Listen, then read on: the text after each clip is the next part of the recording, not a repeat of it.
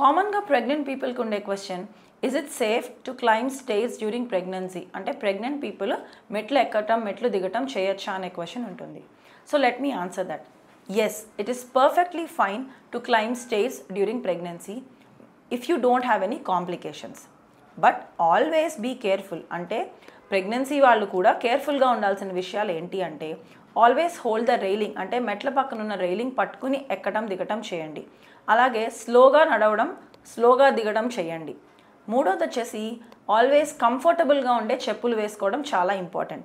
High heels వేసుకొని, heavy boots వేసుకొని stairs అనేవి ఎక్కడం దిగటం చేయొద్దు.